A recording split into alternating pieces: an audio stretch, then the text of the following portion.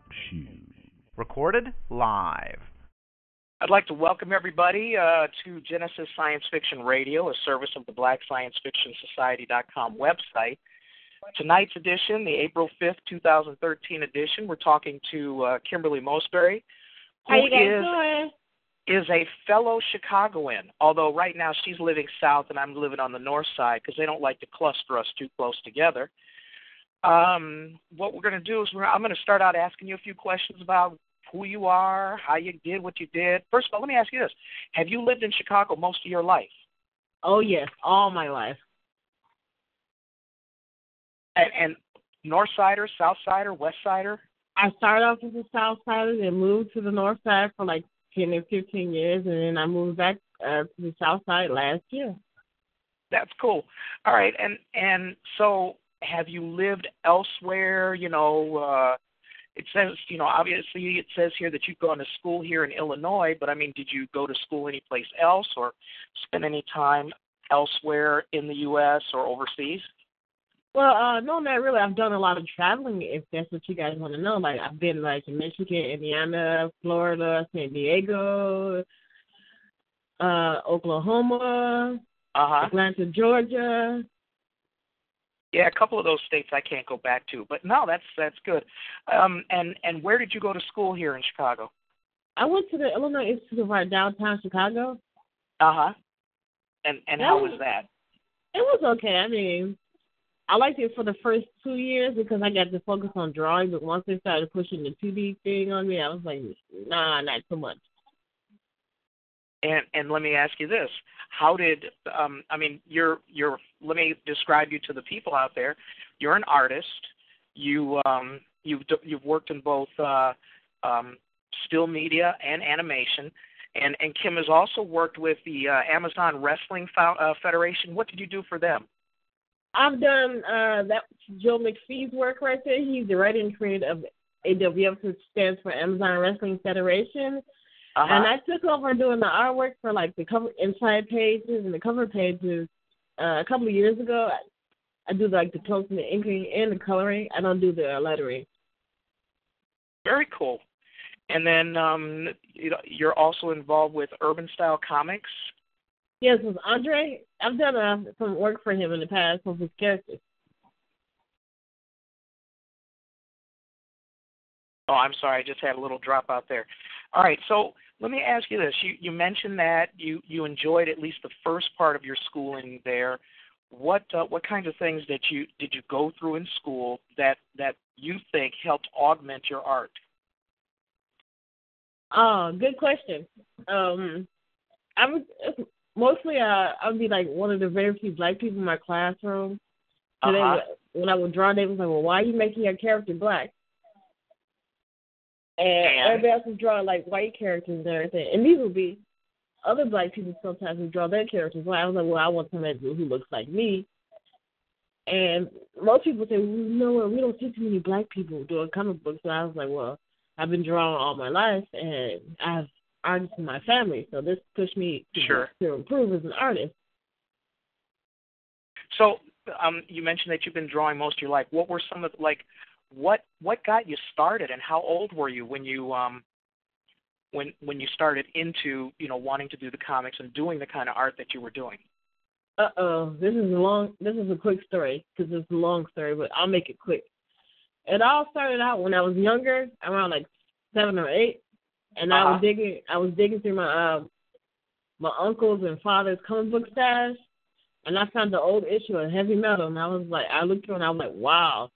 This is amazing. And that pushed you into wanting to draw on your own? Yes, that and Saturday morning cartoons. Okay. Excuse me. Sorry, I'm getting over the flu. Okay, so as a young person, while you're drawing, did you get any kind of traction from school? Did you get encouragement from family, from teachers, things like that? I mean, heavy metal was that whole genre was fairly well fleshed out. It was very popular at the time. how did that affect you? How did that push you? And then what kind of encouragement did you get? I got some encouragement, but from family members just because I was in college, but they didn't understand why I wanted to take up art and comic books. Uh-huh. And then the teachers were okay because they said, I was a very promising student and I enjoyed drawing. I just didn't pay attention most of the time in class because I was drawing. So like a daydreamer, it was kind of like a distraction from regular school. Yeah, you could say that almost. I could be sitting somewhere in art class and I would be drawing already before the teacher gave us any subject to draw. Right. And how were your grades? I mean, it sounds like you were more of a renegade than someone who kind of went along with the program. I got like B's. C's, did you say, or B's? B's. Okay. All right. And as you're going through, I would imagine that's like high school, right? Mhm. What pushed you into going and getting into this after high school? I mean, had you decided by that time, where your interest was going to lie and that it was sufficiently interesting enough to you and compelling enough for you to want to go on for, to do post-high school studies? Well, when I was in high school, I'll go a little bit further back. When I was in high school, I used to go to the comic book convention like Wizard World, and I used to volunteer there, and I I love this a lot, and I would see so many of the artists there. And I would be really inspired by these guys, blown away, to the point like, this is what I want to do because, hey, I've been drawing all my life. I have a story to tell. And these guys look like they're just in heaven. They're happy. And they're making a living what they're doing. Yeah. Did you share any of your current drawings back then and get any encouragement, get any direction, something like that? You know what? When I would share most of my drawings, back then, a lot of the people were like, oh, man, this is badass. Who drew this? And I was like, me, I drew those. And most of the people think like, oh, I thought a guy drew this. Right. And so I was doing like Transformers, G.I. Joe, He-Man, Pirates of Dark Water, whatever I can think of at the moment. And did like that sexual dichotomy hold you back? Was it a problem, or was it just a source of kind of surprise and amazement from people who found out that it was you who was doing this kind of work? I got a lot of like a surprise and amazement because they thought it was like a lot of people. If you don't talk to me in real life, they think I'm a guy. Well, you don't look like a guy. I hope not. My husband would be married to me if I did look like a guy. Oh well, I don't want to upset him at all. But what I'm saying is, I mean, did they connect? I mean, obviously, I guess you're right. They didn't connect necessarily your art with you doing the drawing at the very beginning. Was there a point where people figured out that it was you and started, kind of giving you kind of attribution, giving you your propers for the kind of work that you were able to do at that point? It took a while, and I still go through it every now and then. And, like, for my recent project for Enigma, when I was trying to get donations for it, a lot of people just assumed that this was a chick flick comic book without looking at the concept art and some of the sample pages. Sure. And I still have to get past that gender bias. But so far, I mean, I don't let anything stand in my way. And plus, I have an awesome husband who supports me, so. Good work. Welcome. Was that him in the background? Yes. Tell him to shut up. No, I'm just kidding. Well, I mean that helps now. I mean, right now, is this your primary work? I mean, are you, like I said, engaged in your art as your primary, as what you do the most right now? Or do you have to share time? Oh, go ahead.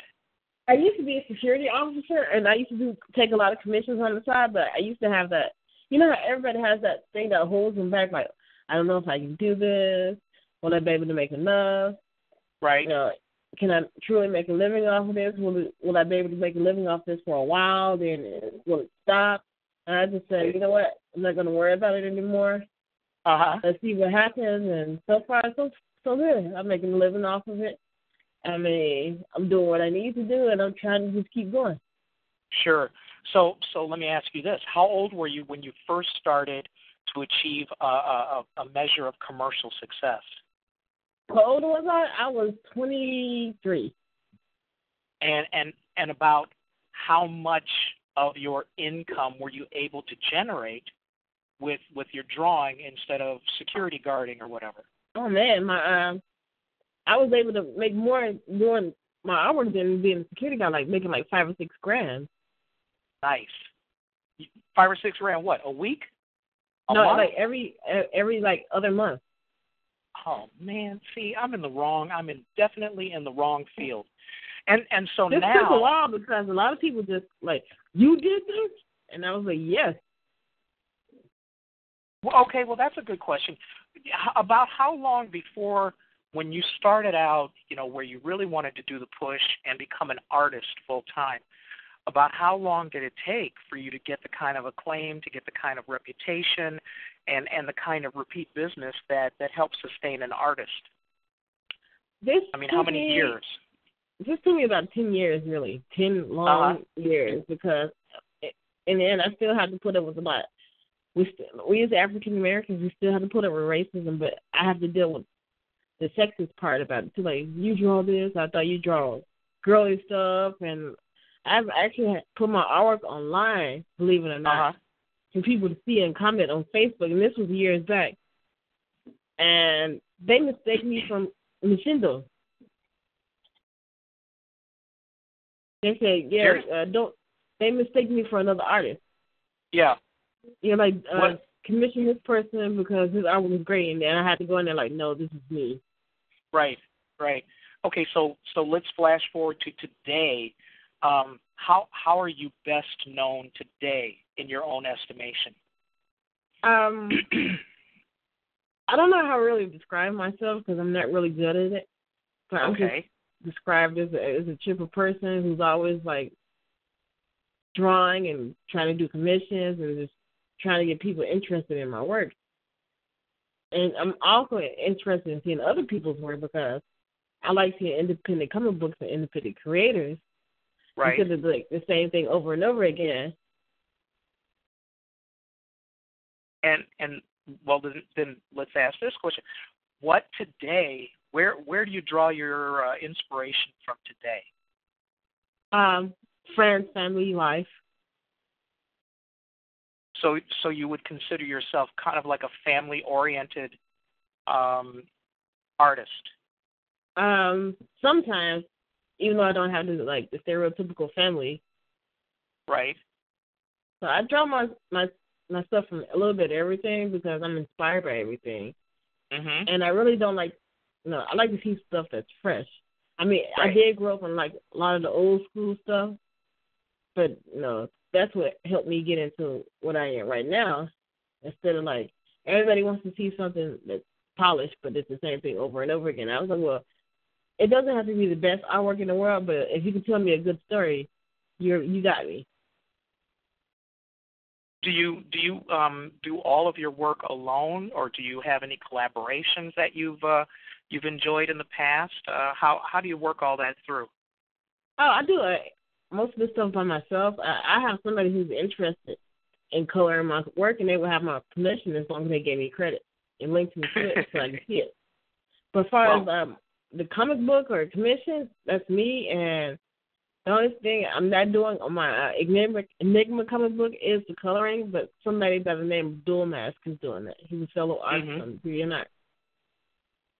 Why don't you describe to the people who are listening, a little bit about your, your Enigma project, would you? Yeah. Well, first I had to have a really powerful computer to actually do all this stuff on. So my husband, he was awesome enough to build me a computer. It's a beast. I can save tons and tons of files without the computer saying okay, this is enough. And he also runs his own business, which is Kaplunks. But as far as my comic book, I do all that from the script to the penciling, to the inking, and the lettering. And the only thing I'm not doing right now is the coloring. And what inspired you for the stories? I grew up on like some of the 80s and 70s movies, like maybe like Road Warrior or Escape from L.A. And then I was inspired by Book of Eli and like The Children of Men. And that all played a part in my comic book because I like to see. I don't really care about the superhero genre. I want to see. I want to see the human part of it. You know, the human sacrifice and what people would, what people are willing to do in order to survive. You know. Sure. Because so many people have this clear-cut idea, like, okay, what's good and what's evil. I'm like, well, sometimes there is no black and white. There's always a gray area.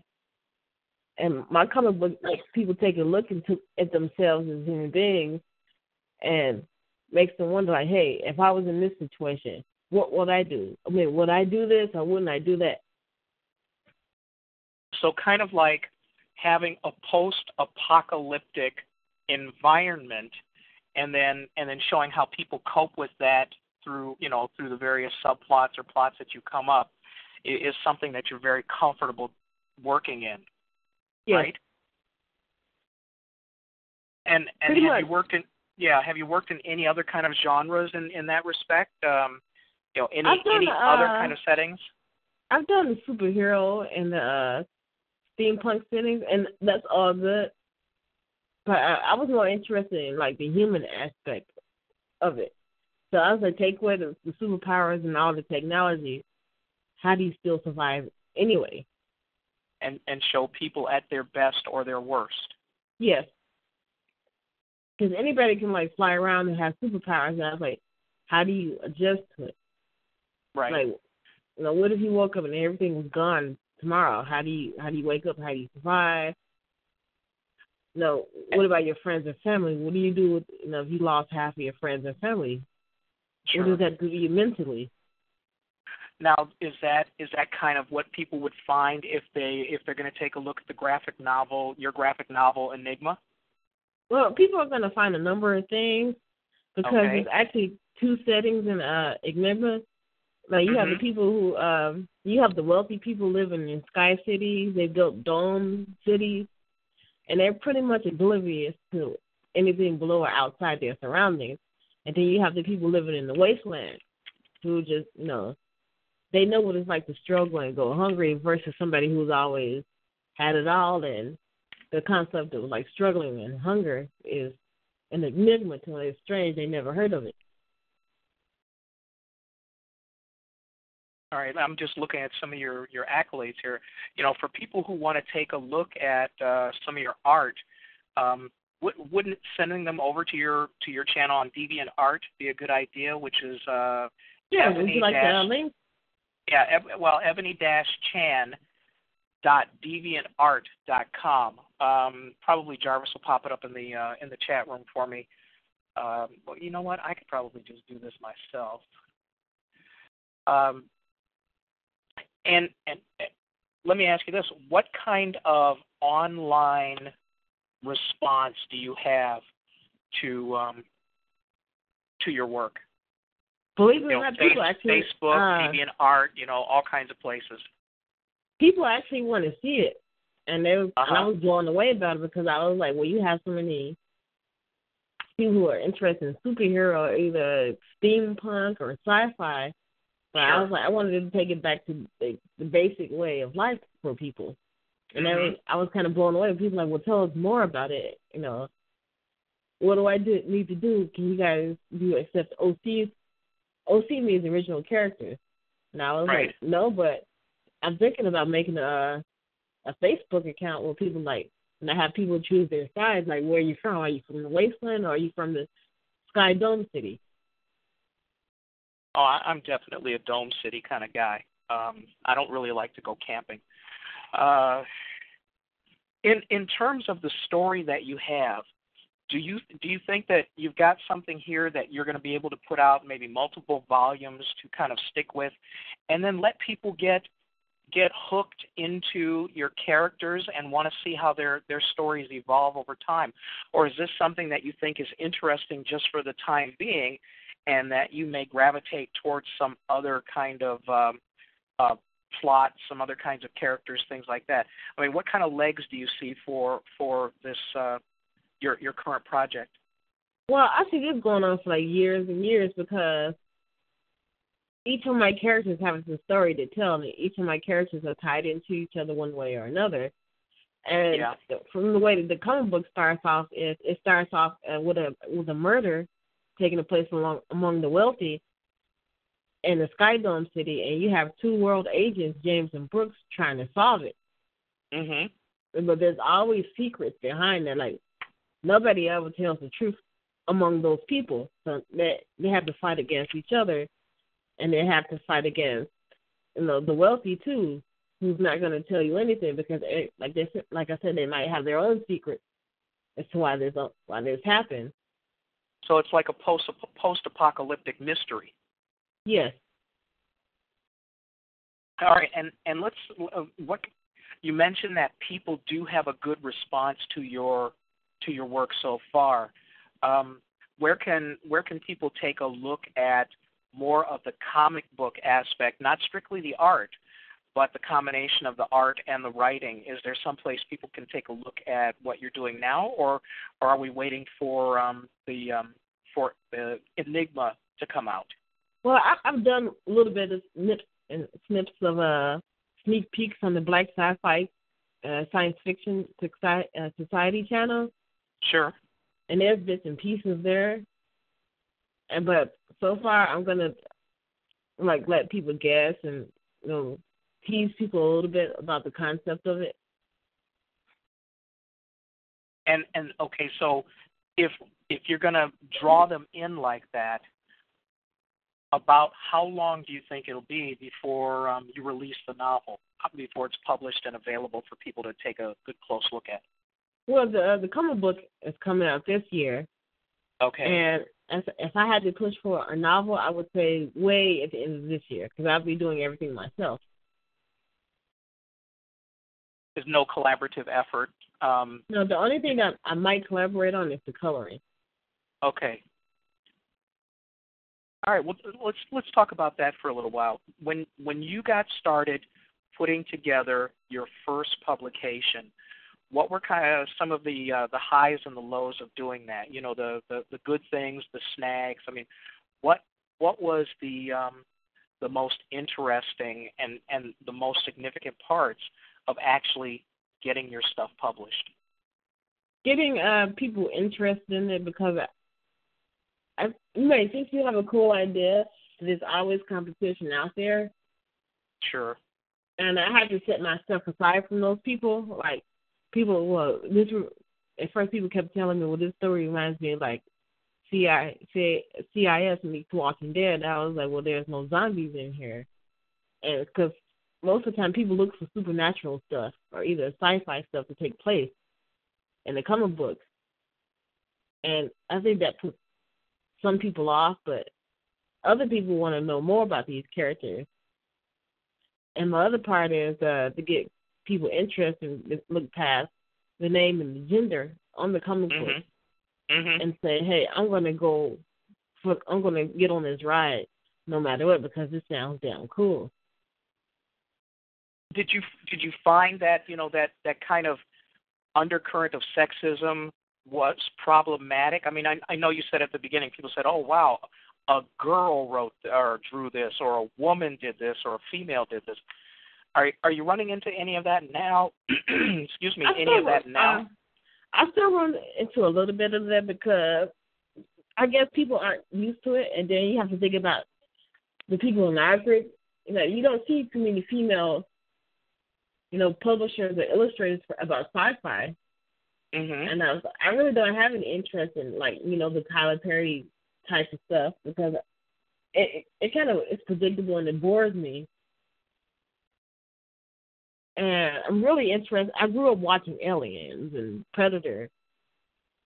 I was one of the boys when I was growing up. Straight up hardcore sci-fi. Yes. Well, that's not bad. So, did you have friends who you grew up with? I mean, you mentioned the boys, the way the boys like sci-fi.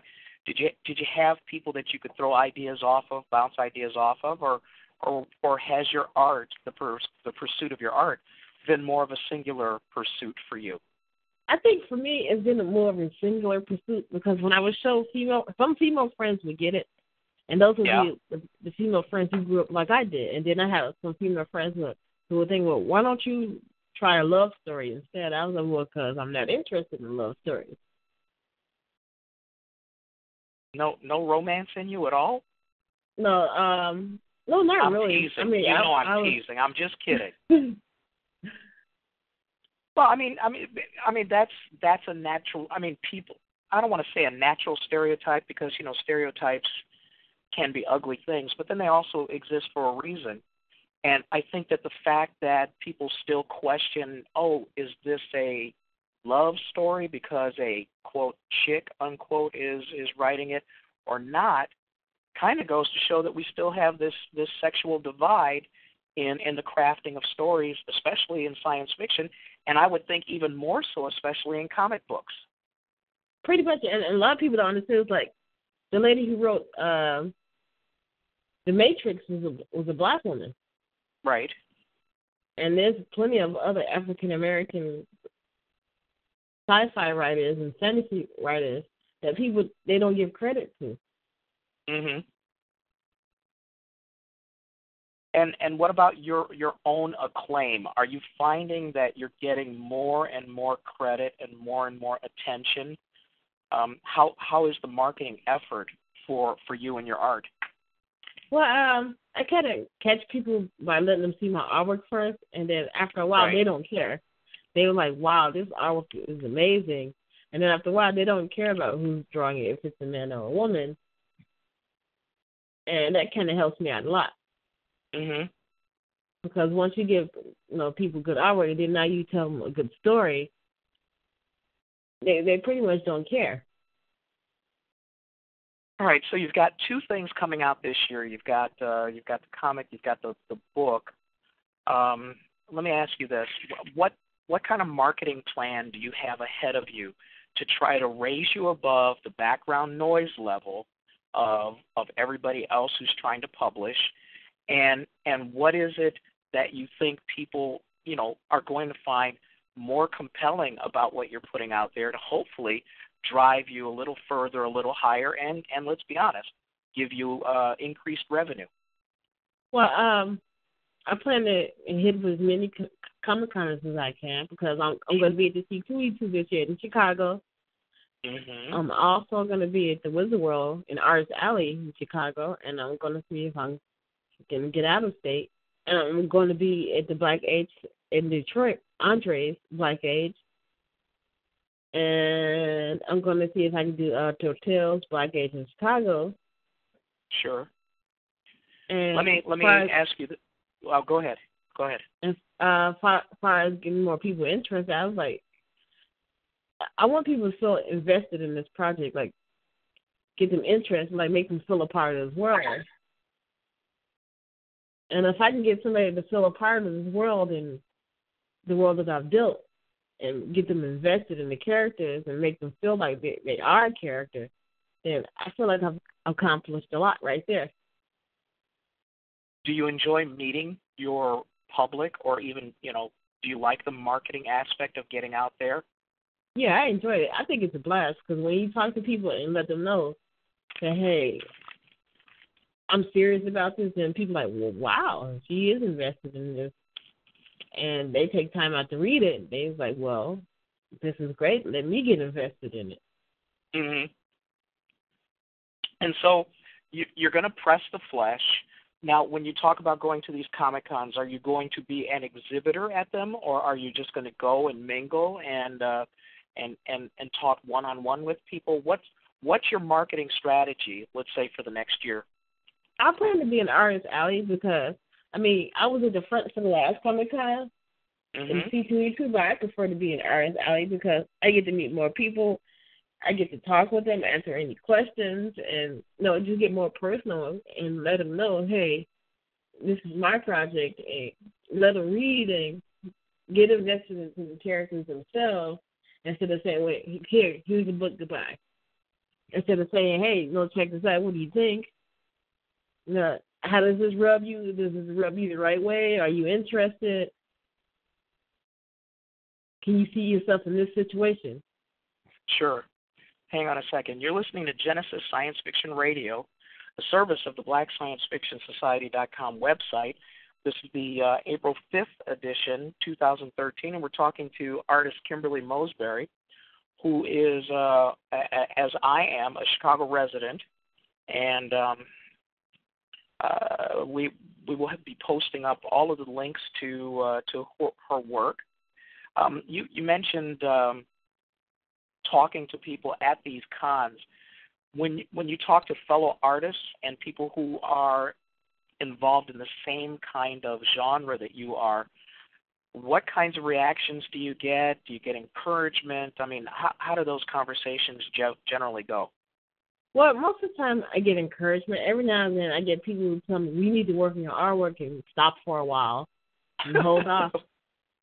And I would just, that would go in one ear and out the other. Sure. And I would get encouragement because, to me, every story needs to be told. I was like, there's no story that's better than another one. Right. I mean, look at all these different X-Men, and you have Invincible out there. That's a pretty good comic book. And you have, like, Poison Elves that was a good comic book. And at some point in time, people told them to stop. I was like, why would you stop if you have a good story to tell? And, well, I would say that having a good story to tell is half the battle. You still have to get people to buy into it and to take a look at it and get it out there. Other than Comic-Cons, what other means of marketing have you employed, and what kind of success have you found doing different channels? So far on Facebook, I will upload like little snippets of stories along with a piece of art on my Facebook, and people are like, well, what's going to happen next? And I will let them. Once you get people to make up their own story about what happens to the character, you pretty much got them. Right. And then same thing on like DeviantArt, I have people like, hey, I would like to work with you on this comic book because it sounds exciting. I think once you get people to feel like, hey, I can be a part of this world, even though this world is a little bit messed up, I can see myself surviving in this world no matter which part I'm coming from. And once you get a person that feels like they can survive in the world, or they're a part of the world that you've created, to me, that's a big accomplishment. Sure. Do you think that your work, first it starts out from the comic pages, do you think that you might be looking, excuse me, at any means of animating your series, going to 3D art, going to movies, something like that, maybe even webisodes? What's kind of like the long-term plan for your universe, your creative universe? My long-term plan is to get people first interested and invested in the characters and then see themselves as characters in the comic book. And then as far as the animation, I really don't want them to make a movie out of it unless they do it like Game of Thrones or either Walking Dead or either Boardwalk Empire, because these aren't short stories. These stories are about, human nature, and you can't just tell a story about human nature all in one sitting. Right. Somebody wants to know here, well, actually, you can see it, but Facebook has an end-user licensing agreement where they take some pretty stiff liberties with your work merely by you showing it on their site. Have you given any thought to that, how that affects you, what that may, cause you to do or not to do, or have you just not paid much attention to it? I paid a little bit of attention to it, but remember, people copyright your stuff first, and that's what I've done. Right. And once you copyright, you got pretty much main ownership of it. And I tell when a lot of young people come to me about ideas and stuff, the first thing I say is it's copyrighted. Right. Although fighting a big conglomerate can be a real pain in the butt. Well, you know what? People like Marvel or like DC or Disney, they're always looking for stuff new. And I keep telling the smaller artists is you have great ideas. You have ideas that the bigger people are willing to steal from you. Sure. And that lets you know you're doing something right. It's just once you get people caught up in your world and get people to recognize you, they can do whatever they want, but people are still going to come back to you because nobody tells your story like you. Sure. That's not to say that somebody won't try to steal, the best or the most successful elements of it if they think they can get away with it. Yeah. I mean, they can try. I've had people try but fail. Yeah. I was just over a year ago, I had somebody try to make up the same type of story in the post-apocalyptic world, but they didn't get it right. It was it's almost like stealing a half-baked cake out of the oven. It looks pretty and it looks firm, but once you pull it out, it flops. Yeah, there is that, isn't there? All right, well, let's take this a step further. What if you achieve such a level of success that somebody wants to come along and buy you out? They just want to completely buy your idea. What then? Oh, they can't have it. No, they can't have it. If it's something like they're doing Boardwalk Empire, Walking Dead, or Game of Thrones, yeah, I'll sit back and let them see, let them make it like a HBO TV show as long as I'm a part of it.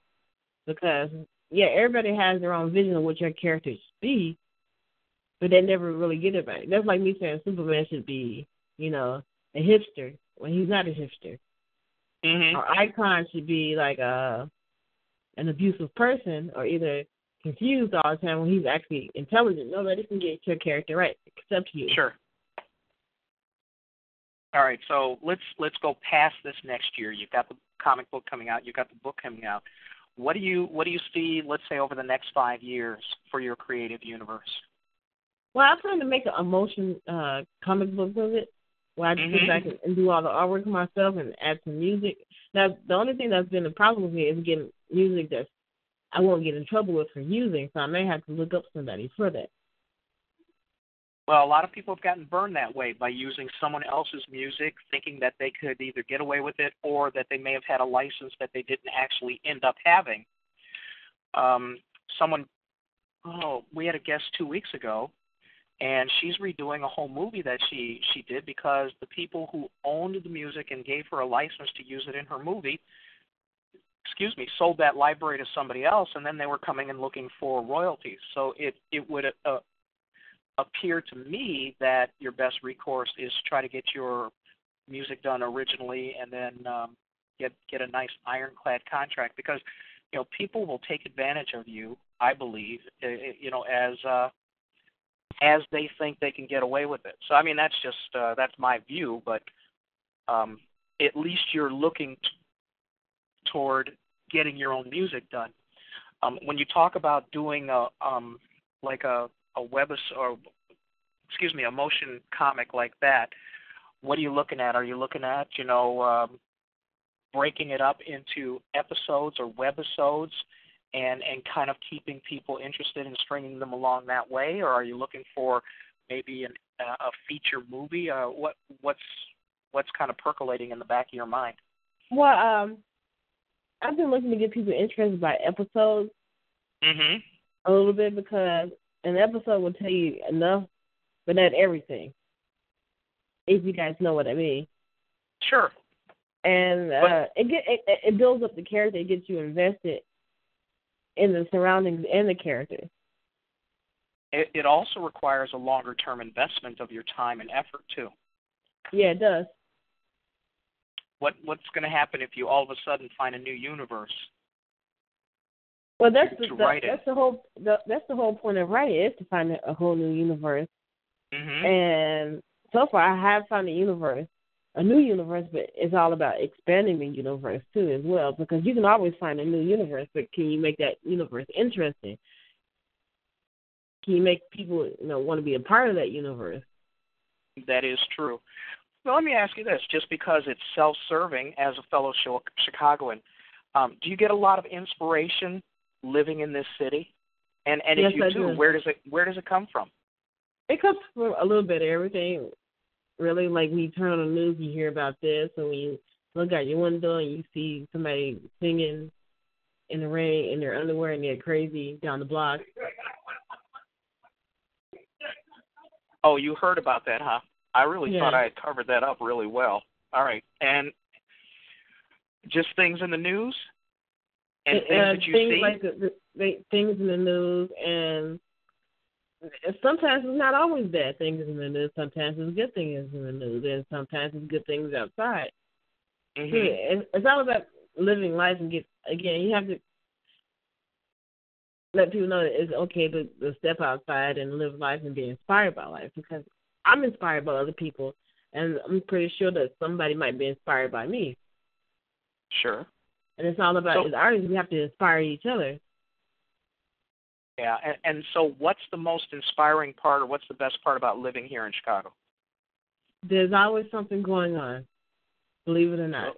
Some people may say it's boring, but it all depends on what side of town you're on.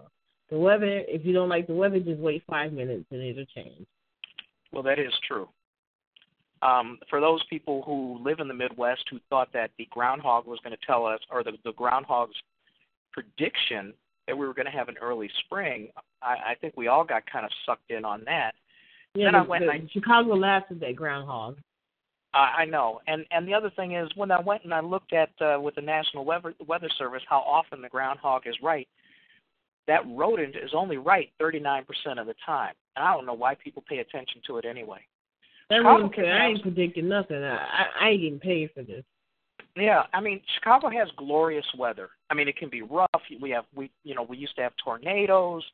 We could have 1 minute it can be 40 degrees and blustery, and then all of a sudden, 15 minutes later, we've got 85 degrees and humidity. It is kind of you do get a broad cross section of weather types. I mean, does the environment of the city, I don't see how that would actually translate to a post-apocalyptic kind of environment. But what other kinds of elements of the city feed your creativity? I grew up in Robert Taylor, and that is post-apocalyptic, because when they started tearing those down, people were going crazy left and right for that. That was kind of present apocalyptic, wasn't it? Yeah. But when you start taking away people's homes and forcing them out, people do strange and crazy things. Mhm.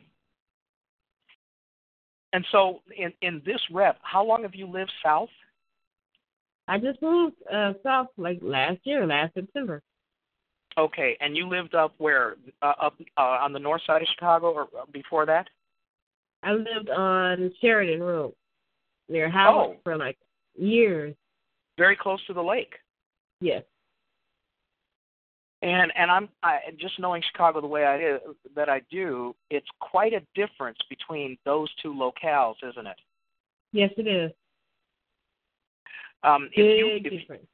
If you could just live wherever you wanted to live, would that be still in Chicago, or would you want to move someplace else in the U.S. or maybe even? I wouldn't mind living in San Diego, because when I went there for the San Diego County, it was amazing there. Well, they say that's the easiest weather report in the world to do, because the weather there is always nice. Oh yes, I told my husband, if I become a bum or a hobo, I'm getting one-way ticket to San Diego. Let me ask you this: what does your husband do? He's actually in the Army, National Guard. He builds computers. He owns his own company, which is called Kaplunk. Mm-hmm. So he's also in school for computers. Hold on for a minute. What are you studying? What are you studying in school? Computer science. And he's also getting a master's in computer science at DePaul. So. Oh, that's the school where I'm an ad hoc professor every now and then. Yeah, so he's busy too. Well, that's good. I mean, and so you guys have a very cooperative relationship that's conducive to you getting your work done and him getting his work done. Would you say so? Nerds. We're both nerds, so we're going to get stuff done.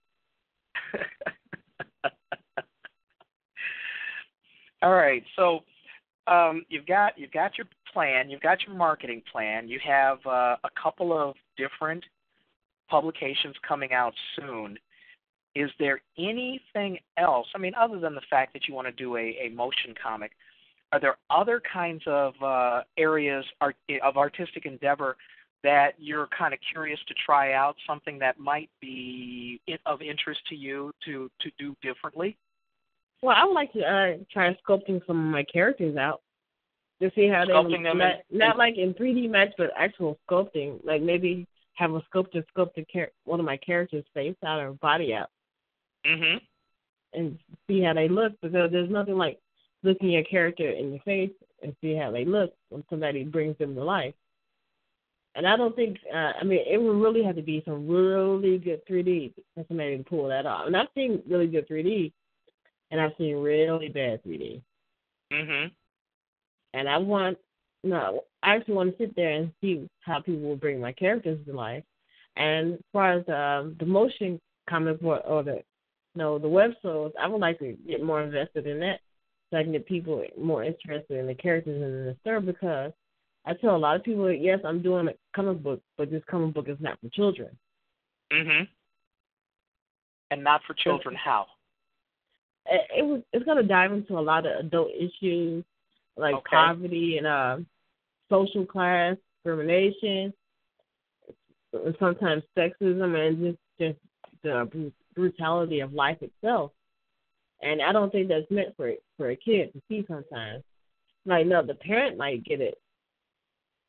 That would be fine, but I don't think there's going to be some sex scenes, some nudity, and some vicious fights in there, because you have to think about I do have scenes in my comic book when you have people fighting and killing each other for space in the wasteland, and I actually have one of my characters, Ink. He's a slumlord, which means he controls something the size of New York. He's a pimp. Advancement. Him and his group pretty much runs that area, and he's not a good guy, but he's not a bad guy. He's doing what he has to do to survive, and most people won't understand that. So you're presenting him realistically, but in a way that you don't think would be conducive for children to kind of check out. But what about teens? Teens deal with those themes all the time in their entertainment, in their movies, and let's be honest, I would bet you that any 16-year-old out there probably knows how to get better porn on their computer than I do. So it's just something to think about. Because the nice thing about doing comics is they're so accessible to the youth and so accessible to teens. And when you talk about post-apocalyptic themes like you have, what you do is you get to expose the kind of emotional content, the kind of sociological and ethical content that people need to navigate today, but in a more real-world environment. And I think the nice thing about having a post-apocalyptic environment is that you can present these things a little more starker and a little more upfront and out front in terms of the story, so that maybe people can pick up those themes a little bit easier. Yeah, I mean, I get what you're saying as far as like the kids being after that, but I think so far the kids, they like to see the entertainment side, like, oh, this character's badass, and they already know who to root for. And when you have a character who's great, you don't, like, one moment he's doing, like, an act of kindness to the point, like, now he's moving in and he's killing the whole family because he wants to get them out of there so he can make room for his own family. Then that kind of puts the reader on edge, like, okay, is this guy a good guy? Is he a bad guy? I don't know what to make of him anymore. Right. Well, that is kind of like life. I mean, life is rather ambivalent. You rarely run into people who are all good or all bad. People. I mean, I think that that's one of the things that confuses teens, because they would like to see a little more consistency, but life around them just doesn't cooperate. Life is not consistent, and that's what people need to understand. Like, when I bring people into those worlds, even in the Sky City, there's nothing fair out there. They're still very much social class. You have a group of people who can tell you to pretty much get out at any moment. and force you into the wasteland. And you pretty much, when you go to the wasteland, you pretty much starve to death because you don't know how to survive in there. That's like pretty much like putting somebody who's like Paris Hilton and Cabrini Green in the 80s. Yeah. I actually worked in Cabrini Green at the turn of the century, where I was board chair of a social service agency, and it's really funny because you have poverty, you have violence, but you also have incredible commerce there. I mean, at one time there was a gang war, and over 2 weeks, the gangs figured out that they had lost a couple of $1 million in revenue just because everybody was scared to go over there because they were fighting. They call a truce, they make their money, and that's the way of the world. Fortunately, a lot of those neighborhoods are being torn down and gentrified. Are you finding that? Are you finding that out by you? Yeah, that's out by me, and that's one of the things that's inspired by my comic books. But instead of having everything gentrified in my comic book, everything is going backwards because you can have something that's meant to feed 4 mouths, and 20 mouths and 20 hungry stomachs are competing for it. Because after a while, people are afraid, but after a while, when your stomach is touching your back and you're hungry, you haven't eaten for a few days or weeks, and you're desperate, fear is no longer an option for you. Yeah. Well, we're coming up. We got about 10 minutes to go for the interview part of the show. After that, we're going to open up questions to everybody. So everybody get your questions ready. Pull, for those people who want to dial in and speak, go ahead and do that. For those of you who put them in the chat room, we'll cover them there. But let me ask you this. Have you ever thought about maybe creating a collaborative universe where other people could write stories in your universe and share your characters? Or is this something that you want to kind of keep to yourself? I wouldn't mind doing a crossover, but as far as like letting other people do it, I'm a little bit iffy for the moment until I see what other people can do. Sure. Because not everybody can write your characters the way you can, or your stories the way you can. Because I've had somebody who I thought about doing a collaboration with, and they wanted to change one of my characters' ink, and they wanted to change him into like a big lovable, oath. And I was like, that's not my character. Right. I was like, you have somebody who's like, you have to think about post-apocalyptic people who are used to violence and suffering, and sometimes they have to put aside their differences so they can survive. That doesn't mean they're a better person for them. It just means they want to survive at that moment.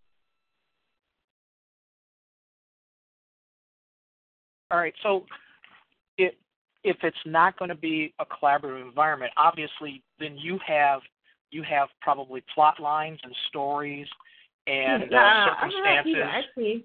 I had people ask me if they wanted to do a crossover. I was like, if you think your character can survive in my world, right, without superpowers, because I make it clear, like this is not a superhero comic book. This is not a sci-fi comic book. I mean, this is post-apocalyptic, real people doing real stuff kind of comic book.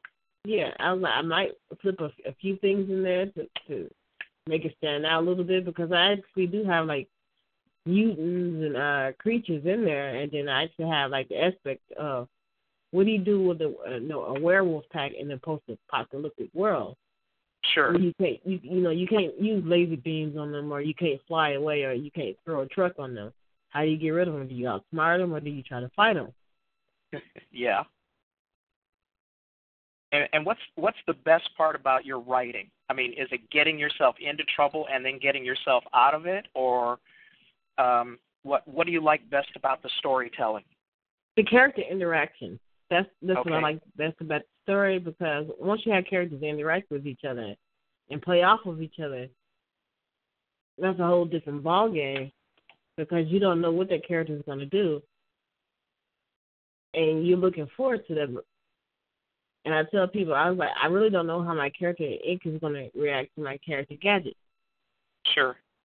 and I really don't know how my character Gadget is going to react to ink. Just like, most people in real life, you don't know how they're going to react to you. And that's part of it. Are you like a lot of writers where sometimes you'll have a character start out doing something and then all of a sudden their actions or their intent takes off on its own in a direction that you didn't, plan at the beginning? Well, the thing is, I don't, for my comic book, my character isn't out to do just one set thing. Sure. Because I actually have one of my characters called Gadget, and she's traveling in a post-apocalyptic world by herself. And he comes from a group of people who are tech guilders, and they work with old technologies and they rebuild and they build new stuff, but it's never like the likes of what we see today. It's always, can I survive? How can I get this car working? I have to build everything by myself. I need to go get some food. Kind of real world kind of sensibilities. Yeah. It's not like, okay, I have to do this and I have to be on a set path. I'm like, well, okay, how are you going to be on that set path when you have somebody competing against you? So really that you have them that planned out so specifically that they rarely push you into doing something or taking a turn that's unexpected? No, they're going to take turns, and that's the good thing about being a human being. Right. Is because you don't know what you might have the right intentions for doing one thing, but something else might pop up, and that's with everyday life. Something always pops up. Do you go straight forward or do you detour sometimes? Right. And you have to, think about that. Like, let's say, hey, I want to go to the store, but something comes up at home. I'm going to have to talk to you later about characters because yours are far more well-behaved than mine are. No, I wish mine are unpredictable because I have so many characters in there. It's like you want them to interact with each other in a certain way, but you have to remember that they're human beings and they might not act the same way that you want them to act. Well, everybody has good and bad days. You would Yeah. expect well-rounded characters to also have the same set of circumstances that real people would. Yeah, and sometimes not all these characters are well-rounded. You might have a few people in there who just pretty much crazy, and they're just playing themselves off to be normal people. Sure. Let me ask one more question before we get into our Q&A session at the end. If you had two pieces of advice to give to somebody who also wanted to try to start creating their own comic world and their own comic characters and their own creative universe, what advice would you give? Let's say somebody coming up wanting to do the same thing that you're doing or something similar. I tell people sit down and look at some of the best work and take from that, and plus do your own research, like pull from real life. I pulled most of my stuff from like World War II. When the Hitler was wiping out the Jews, and when most people don't understand, it's like Hitler also killed a lot of black people off first before he even bothered with the Jews. And people have to look at like African apartheid and how they were over there killing themselves. And it's all about people. Life is stranger than fiction, and that's what's the scarier part about it. It scares a lot of people because, you might not say, hey, this isn't real. This never happened. When you pick up a book or do some research, you'll see this, and then I have to sit back and look at some of the torture devices that people used on slaves. And here in America, black slaves here in America, back in slavery time, and you have to apply that as well. You have to sit back and say, okay, somebody like Ink will pretty much be a slaver. He's a slumlord. He's a pimp. He's a slaver, and he uses people. But he also has his human side where he cares about his family. And when people kill me with this, like, well, how come you don't write a story about the good slave masters? I was like, well, You let me know when you find a good slave master back in that time, because I never heard of any. Right. Because people are like, how come you don't talk about the good slave masters? I was like, because there is no good slave masters. Everybody, come on. Slave. Come of course on, there were. They took blacks out of the rain and the snow, and they gave them a place to sleep and something to eat, and gave them a job. And it is funny that people have such differing perspectives about that. And the fact that you use historical perspective to write your stories helps in two ways. First of all, it does make it more real, because it makes it more frightening too, because this actually happened. Exactly. Hang on a second. You're listening to Genesis Science Fiction Radio, a service of the BlackScienceFictionSociety.com website. This is the April 5th, 2013 edition. We're listening to and talking to Kimberly Moseberry. She's an artist and joins me. She lives here in Chicago with me, which is a cool thing for me. And we've got links up at BlackScienceFictionSociety.com to her work. Check her out there. What I'd like to do is I'd like to ask that all of the people who have been holding patiently be unmuted, so that we can have people ask you questions directly about your work, your art, and what you do. How's that sound? That sounds great. All right, so everybody should be available to talk. Who's got a question for Kim? You know, I hate when I do that. Every single week, every damn week, I ask. Everybody's unmuted. I go, who's got a question for Kim? And what? Everybody's in the bathroom. Everybody's outside in the garage. All right, so let's pick it up with somebody here. Who's got a question for Kim? All right, this is Admin. In the world of Enigma, I'm not sure if I understood you, but are there mutants in the world of Enigma? Yeah, there are mutants in the world of Enigma, and I'll tell you why. Because this also goes back to real life. Because of all the toxic waste that's left behind, and all the radiation, and all the experiments on animals and people, there's left a good amount of mutants there in the wasteland. And there's actually real life mutants, people living next to power plants and nuclear plants. And some of the stuff gets into water, and now you have like birth deformities, or deformities in animals, deformities in children, and people get sick and cancer. And I have to I touch on that sometimes. Like, not everything is meant to be messed with in real life. So it's not so much the adding of superheroes, but the actual likelihood of genetic mutation that causes people to have different characteristics, physical and mental. Is that what you're saying?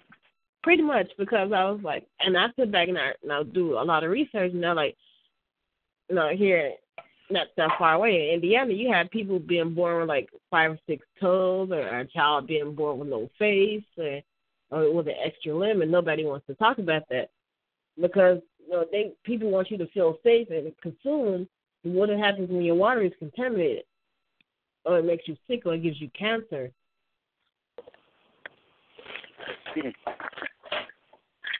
Okay, that's pretty deep. Anybody else?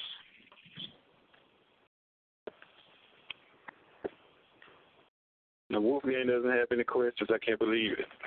No, I'm trying to listen for it, James. Wait, question. Guest 7 has a question. Something about NBC's Revolution, which attempts to show us a technology apocalypse without zombies. Is that the sci-fi readers of that genre?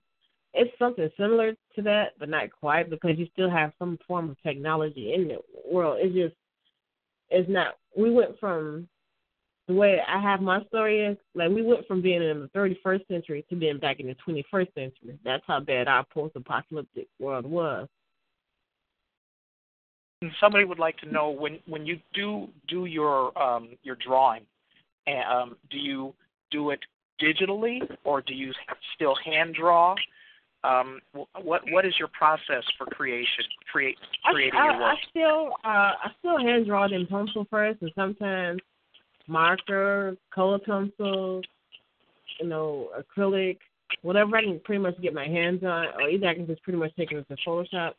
Because I pretty much just see everything I can use as a tool, and I really don't limit myself to one way of drawing. And about how many hours a day do you put in your work? Well, yesterday I stayed up from like 7 o'clock until 2 o'clock the next morning, so too many hours.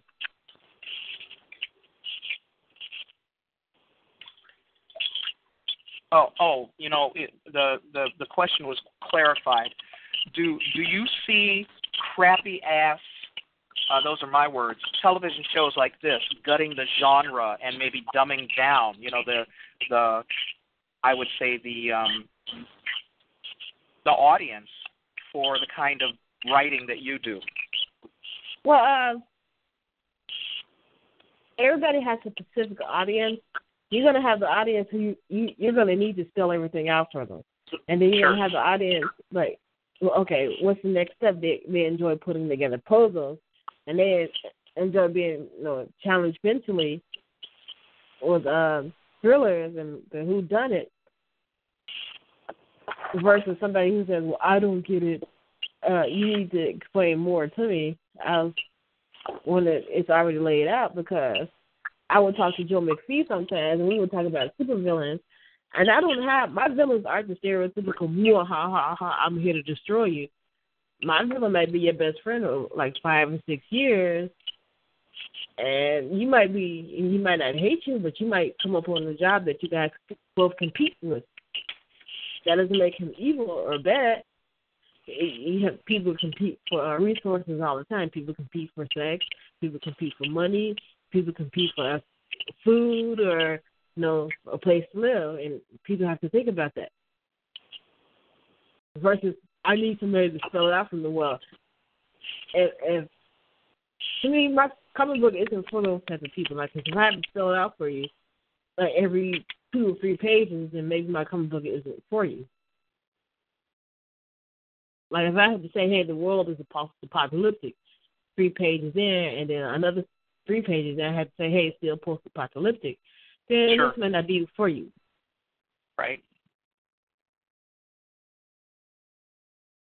All right, so let's see. Anybody else have anything they'd like to ask? Wolfgang? Well, I like AVT Pro's question.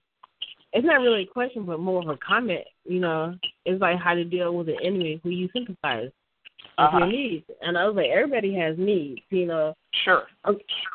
Like my character, I have so many characters. And you have the pimp who, he's a bad guy. He does horrible stuff, but at the same time, he has a family to feed at home. And hey, dog eat dog world, and it sucks. And then you have the old grandmother who supports her family, and she may start off looking like a good person until she does something that she may poison you, to get your food or water. And even though this is a bad thing, the stuff that she took from you may go to feed her family. Sure.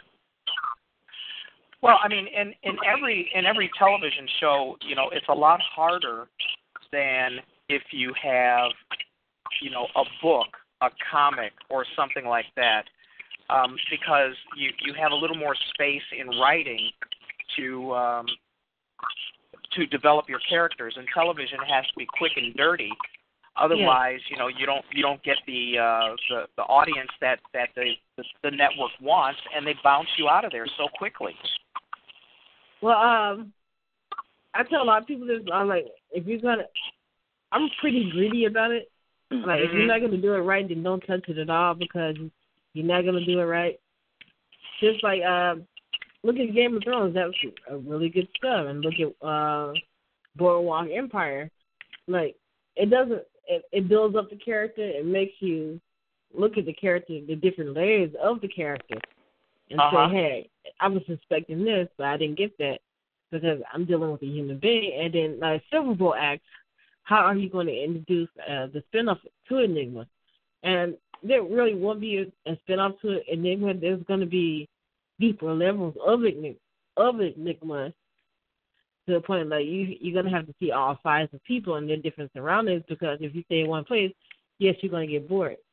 But if you move around and tell the story from different characters' point of view, it pretty much lets you know what's going on in this world, because you're not dealing with a specific type of character. If anything, the character is the world in it, and it's just people that just happen to live in it.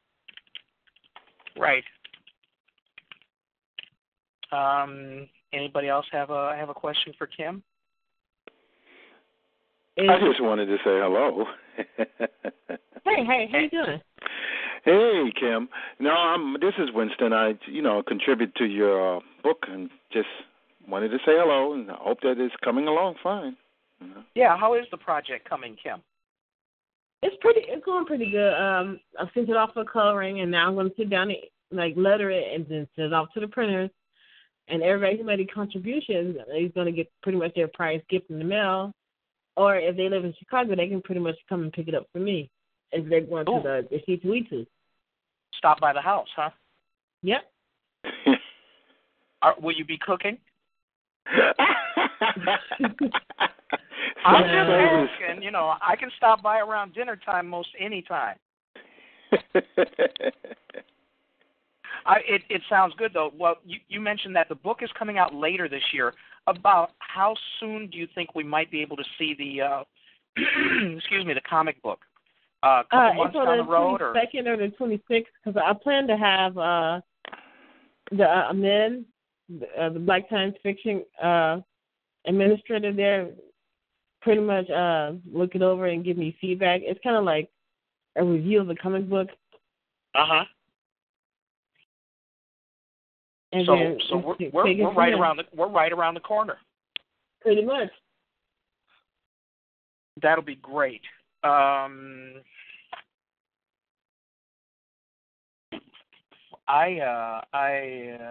looking to see who else is logged in. Do we have any questions or comments? Anybody who's familiar with Kim's work? Well, Kim. I mean, please feel free to ask me about the characters in the background of Enigma. That's exactly what I was getting ready to do, ask you about that. Your book is called Enigma. Now, is it science fiction, fantasy, sorcery, or a combination of all?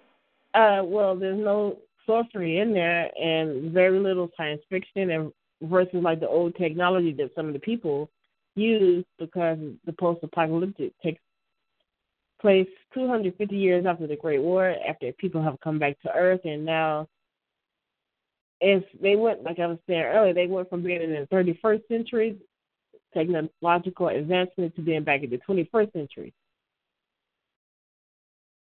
So they did like a backtrack, a big backtrack. But primarily it's in the genre of science fiction then, right? A little bit of it. Okay. But not that much. Because you're really not going to see anything too much science. I mean, there might be some elements in there, but you have to pay attention. Mm-hmm. So it's mostly post-apocalyptic, with people making do with what's been left behind, but not necessarily in a steampunk way. Correct? Correct. Because you have two sets of people. You have the people who are living in the sky cities, who are pretty much oblivious to the people below them, and then you have the people who are living in the wasteland, who get trash dumped on them, and they pretty much survive from that, if anything at all. Okay. Let me ask you, I didn't ask you this. What are some of your best, the best things that have influenced you? What other authors, what other writings, what other art? What kinds of things are inspirational to you and have helped push you into your art? Well, Jack Kirby a little bit, and then the guy who did Kick-Ass. Mm-hmm. The guy who did Batman versus Superman when they first fought, and then the guy who did, well, they're pretty much the same guys, Sin City. Right. And some old school heavy metal comic books. I was going to mention that, yeah. Do you still like that influence? Does that still kind of push you along? I really don't read heavy metal as much as I used to, but I do still pick up an old comic book that was around before I was born. Yeah. And I sit back and I watch stuff like Book of Eli or either The Road or, Children of Men. I like looking at stuff that breaks down human nature and it makes you sit back and take that look in the mirror. And sometimes you may like what you see, and sometimes you can't dare to look at yourself in the mirror. And somebody asked here, what's the most satisfying part of what you're doing? Comic, book, creating, writing. What feeds your soul about your creativity, about your art? Telling my character stories and having them interact and be, their own adventure and how they survive, and just sit back and just watch them grow as a person or either become somebody totally different who they are. Mhm. Can you describe a few of your characters? What kind of people are they? What drives them? I mean, what kind of people do you have populating your universe? Well, I'll tell you about 3 of my characters. One of them, actually, 4 of my characters, because you have James and Brooks, who they're world police agents who pretty much I was telling you guys earlier about. They have to solve a murder among the wealthy. Mhm. And these are 2 blue-collar guys. Yes, they came from money, but there's a difference between being rich and wealthy, and most people don't understand that. Well, here's how it was described to me. Shaq is rich. The guy who writes his check is wealthy. Pretty much. And when you tell people that, they was like, no. And I was like, yes. And they have to, they're partners, but they have to deal with corruption on all sides. They have to deal with, if you don't solve this crime, you're going to take the hit for it. Because right. The wealthy always want answers that, do they always get the guilty? No. And that takes place in real life. This has actually happened when people are being accused and prosecuted for the wrong crimes they didn't commit. So, they have to solve it. They don't have the option of just walking away. Now, you have Brooke, who's, pretty much intelligent. He's a bookworm, but he's also he's still athletic. He has like 5 forms of different fighting styles. Sure. And you have somebody like James, who most people would mistake for a basic athlete because he came from a family of famous athletes. But he's also very intelligent. He knows how to read people. He went to college and took up human psychology. And he's also a weapon expert, and when somebody who passed away in his family, that actually inspired him to become a cop. Sure. So these aren't just single-layered characters. And then I have my character Ani, who comes from a background of inventors and mechanics and engineers. And every 10 years they have to move. Every 20 years, every 25 years, they have to move. And she's grown up all her life in this close-knit community, and she's never really known anything. And now one day they say, well, you have to travel on your own. We trained you and everything, but we can't travel as a group because you might get attacked by raiders or scavengers, and to keep from losing all this technology or we worked hard for, because you have to go as a group, or either you have to go out and learn on your own, then come back, and here's a map to where we might be at if we all survive. So it does sound like you really enjoy having kind of like the dichotomy in your society that you have, because it gives you such a rich tapestry in which to draw your characters and in which to populate their personalities. And you have somebody, like, when I was sitting back and looking at some of these post-apocalyptic stuff, you have the chicks that, walking around in bikinis and Daisy Dukes and heels. I'm like, yeah, I'm pretty sure you're not going to be walking around in that. And, if it's 50 degrees outside, you running around in the bikini top and Daisy Dukes. With a machine gun, what if your machine gun doesn't work? You still have to learn how to fight. And I sat down and I thought about, like, what would I wear if I have to go into these different environments? And like, yeah, you have bikes and stuff, but what if that stuff breaks down? You still have to walk. So I had to sit up there and think about her body type, how she would react in different ways. And people are like, well, how come you didn't give her straight hair? I was like, because this is post-apocalyptic. She's living in the wasteland. Where are you going to get a perm from? Well, I mean, to the earlier question, it's not so much it's not so much that it's science fiction per se, but what it is that it is a very realistic rendering of future history, given a post-apocalyptic environment. Correct? Pretty much. And when you start talking about the basic things that we're not going to have, people get kind of like, are you serious? What am I giving her braids? So I was like, well, are you going to have time to sit down in hours in a day and braid your hair while people are trying to gun you down or kill you? What about toilet paper? Good luck with that one. Oh, wow. Well, I mean, a society does live or die by its toilet paper, according to two sociologists who actually wrote about that back in the 70s. Well, hey, that's why in Arab world you shake hands with your right hand, and if you offer someone your left, they're ready to kill you because they used to wipe their butts with that. Yes, that's the traditional. Which is why they would kill you if you try to stick your left hand in the food bowl too. Seriously. Well, people don't know about that, and I have to sit down and you have to remind people about different cultures and different backgrounds because my characters will be interacting. There will be a point where James and Brooks have to go to the wasteland, and you have somebody who's come from like the upper middle class now going down to the slums. Yeah, you have like guns and stuff because you brought those, but what about your ammunition? You run out after a while, and you still have to fight. Well, let me ask you this. Oh, go ahead. I'm sorry. And then you still have somebody like my character, Ink. And when I tell people, like, this guy's a slumlord, they just think, oh, he's just a pimp and he's stupid. I was like, don't let his size fool you because, yes, this guy's a big guy. He's 8 feet tall, he's 5'50", but he's also intelligent, very intelligent. You'll have him bashing somebody's head in, or one moment, the next moment he's sitting down filling out a crossword puzzle that he found. And he knows how to read different people in different ways. Sure.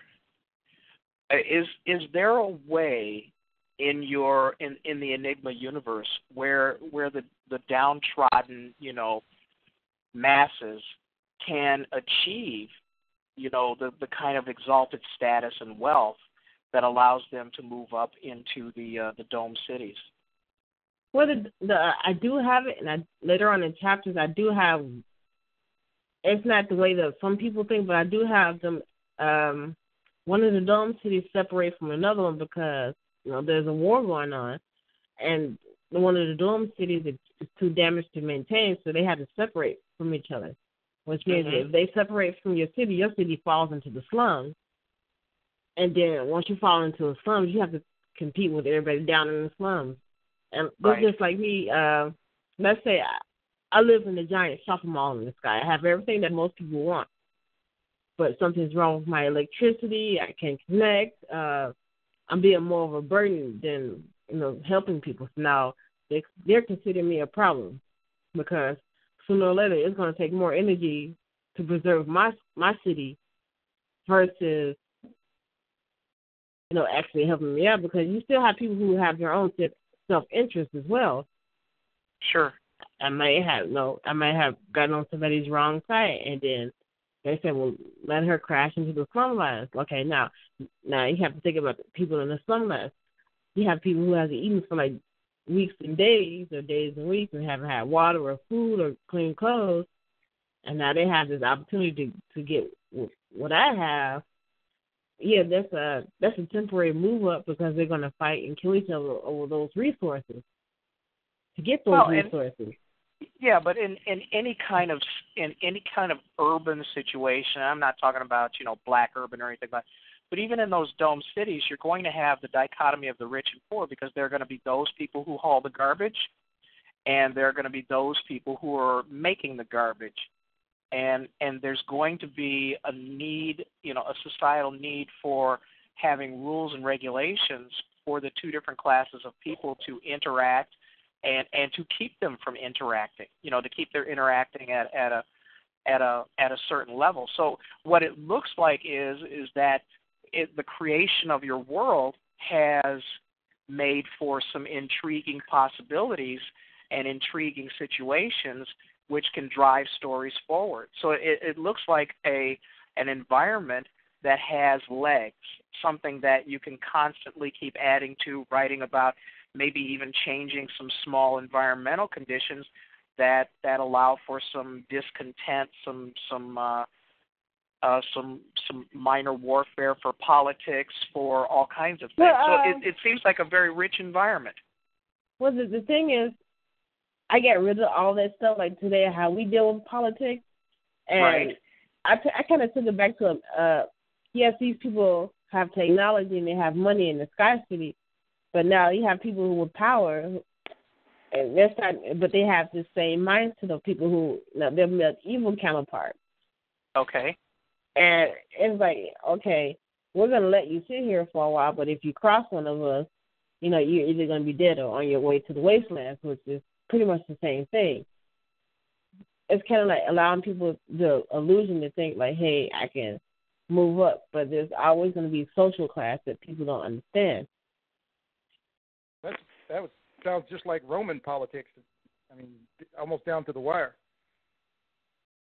Because that was much the way they had their things set up. They had the patrician class, and then they had the craftsmen beneath them. And then they had like the free people who basically did, almost all the work. And then they had, the freedmen who were, people who were formerly slaves. And then they had the slave population. And people don't think about that. It looks cool when you see it on TV, like Spartacus and stuff, and people riding up.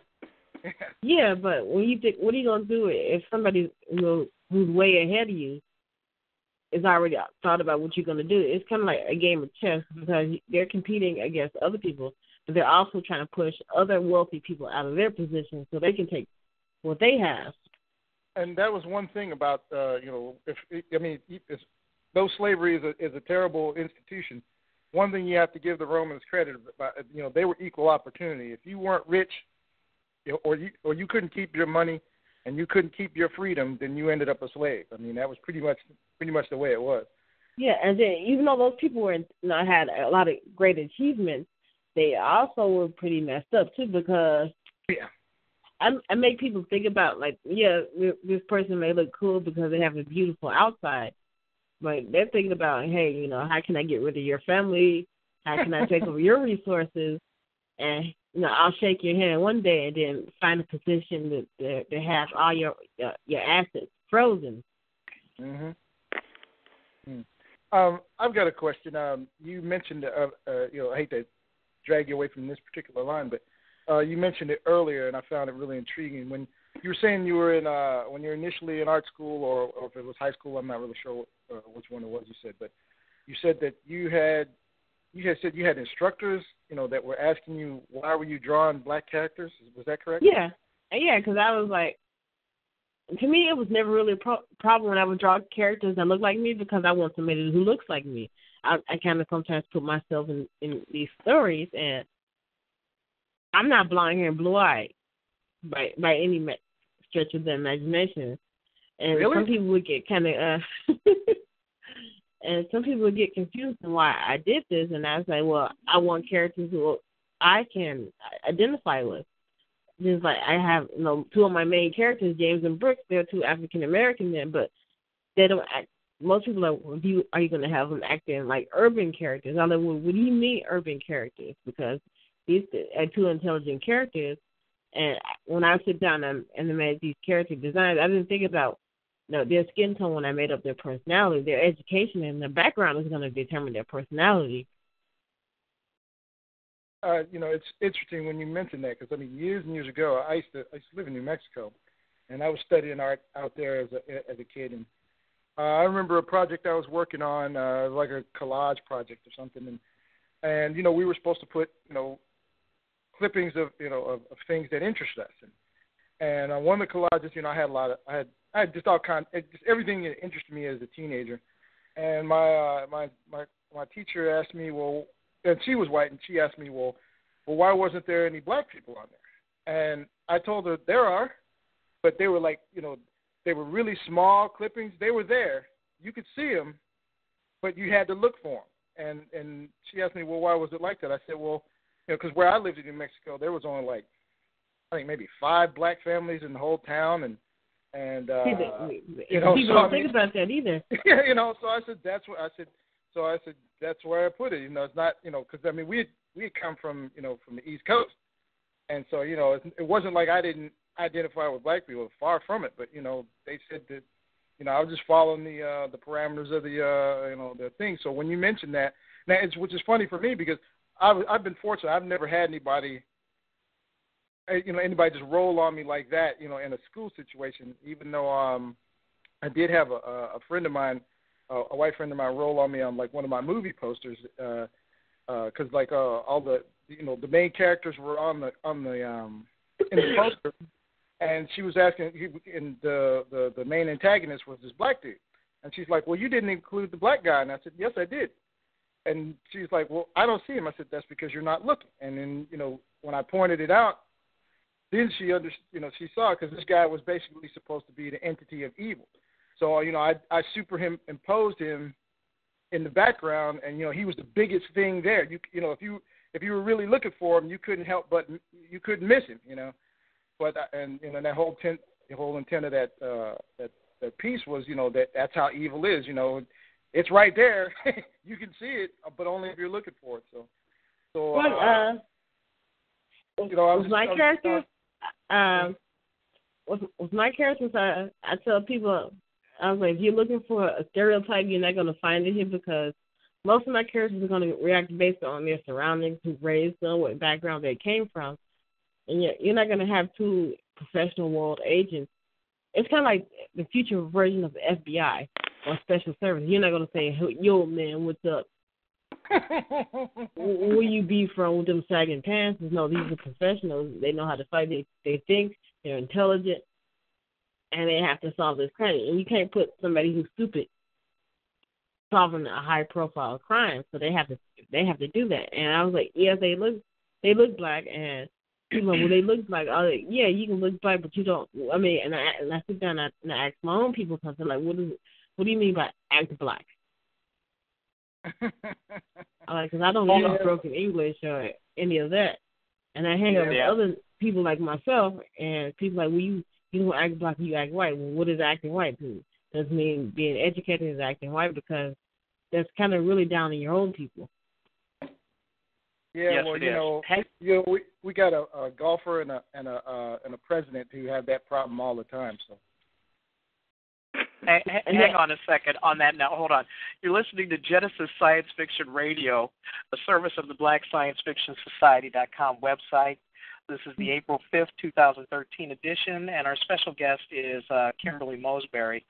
And I'm glad that we did bring up multi-ethnic people, because that's a subject very close to my Japanegro heart. Well, it is. I mean, and stop and think about that. When people talk about, well, are you going to write, characters that look like you or that are like me? There aren't many, but at least they are becoming more visible, and I think it's a generational thing too. I think that our characters will evolve over the next generation based upon some pretty different circumstances. I mean, look at how in just a very short amount of time the LGBT community has increased not only its visibility, but the desirability or not desirability, but the acceptability of its members. I think that one of my characters, my main character, Ink, he's mixed with something that most people wouldn't have never guessed, and his mother is black, but his father is Scottish. Mm-hmm. So you have a black Scot running around in the slumland.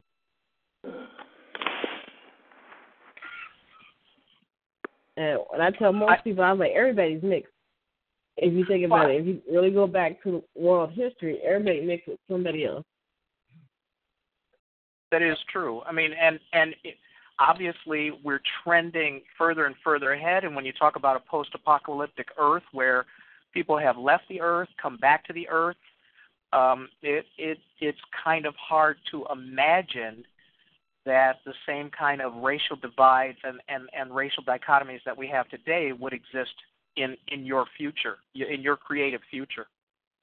Yeah, you know what kind of kills me sometimes? I know this may be a little bit off topic, but when you have some of these post-apocalyptic thrillers or any type of thrillers, you know, you really don't see any black people in there because as if they didn't survive or something, or they didn't know how to survive, and they were like the first ones to die. Kind of like what they did with The Walking Dead. Not that they didn't survive, it's just they don't plan on us surviving. Oh, okay. Let's take actual economics today. You have people losing their jobs. You have people whose houses are upside down in their mortgages. You have people who are suffering economically now in a way that hasn't happened for almost 100 years. And who is managing to survive better? The people who would normally be considered the underclass, who know how to survive with less, are doing a lot better than, like here in Chicago, these North Shore people, the North Shore crybabies who are losing their houses and things like that, and they don't know what to do. Yeah, we know how to survive, and a lot of people don't understand. Like the underclass will always know how to survive. Right. Us African Americans, believe it or not, we'll always know how to survive. Even though people always try to view us in the negative light, we'll always find a way to survive. Even if you don't want it to happen, we're still going to survive. Even because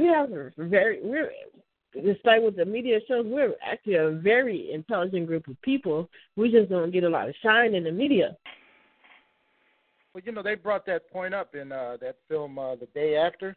I can never remember this brother's name, but anyway, he was a homeless fellow when all hell broke loose, and you know the city was flooding and freezing and everything, and you know while these little middle class kids were trying to figure out how they were going to keep warm and stuff, he was showing them what they had to do, and he was showing them how to take wadded newspaper and stuff and wrap it around in their coats and you know put it in their shoes and every time when they were trying to find food in the urban environment, he was showing them how to do it. And so I mean they would not have survived without that guy. And they asked him, well, how do you know all this stuff? He says, well, I do this. He said, this is nothing new for me. I do this every day. Yeah, and most people, I tell people it's not because we didn't survive, is they don't see us surviving.